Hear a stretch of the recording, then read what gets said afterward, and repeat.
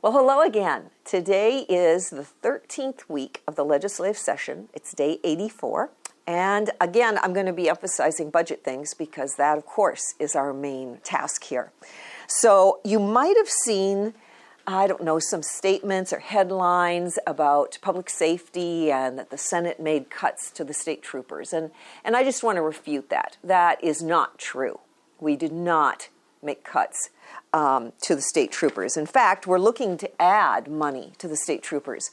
The fact of the matter is that their wages are not competitive. Consequently, they are having difficulty even filling their openings, much less retaining their state troopers. It is a difficult job. Remember, state troopers are deployed all over our state, so it's not like they can live in Anchorage and then just go out to a rural area when they need it. In fact, they are deployed all over in small communities as well as our major cities. They're patrolling huge areas of geography, and so it is a difficult job. There's also been forward funding of education. So that's pretty exciting. We were all very much in favor of doing that. It was a question of how to go about doing it. So for the next 2 years, the Senate has proposed a $1.25 billion funding for education. This fully funds the BSA.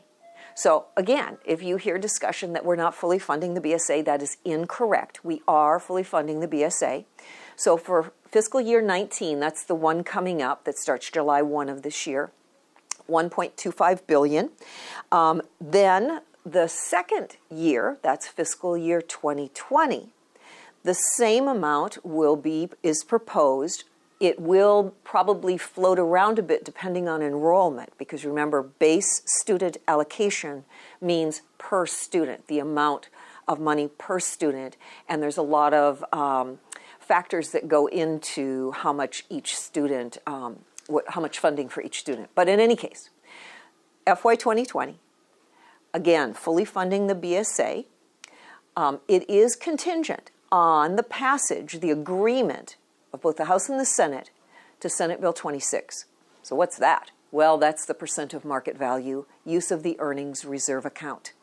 So this would create a structured draw on the earnings reserve. So the Permanent Fund Corporation itself is actually passing resolutions supporting this percent of market value plan. You might remember last year the House proposed funding pretty much the entire budget off of the earnings reserve account.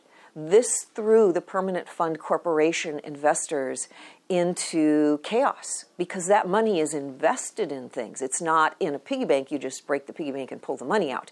It's invested. And so it created chaos. They had to pull back investments and set aside investments and actually lost a significant amount of money, not knowing what the end result of that would be. We can't have that. It's got to be structured so that the Permanent Fund Corporation can continue to invest, getting those high earnings that they've been getting. So that's what Senate Bill 26 would do.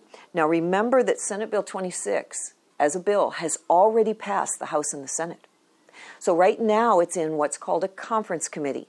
We had 2 different versions, and when that happens, committees of 3 senators and 3 House members sit down, and they're a conference committee.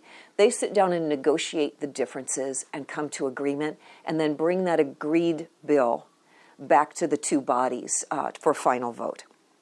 So that would, completion of that conference committee would then allow the funding for education to forward fund for FY 2020 also. It also has, at least in the Senate version, a permanent fund dividend of $1,600. This is exactly the same that the House proposed.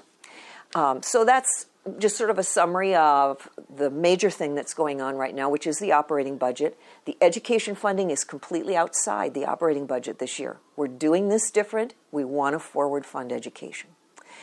You know, I saw a headline, lastly, it was either this weekend or perhaps today, I can't remember, but it said that there was disagreement here in the legislature. And I just want to tell you that isn't true.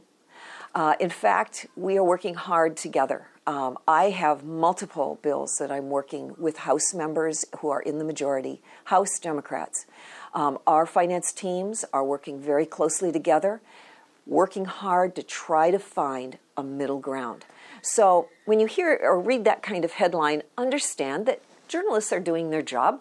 They want to sell newspapers. They want to sell their website, and so they want to appeal to you. But in fact, there's a great deal of collaboration and collegiality going on here in Juneau. So thanks so much for watching, and I guess we'll see you next week.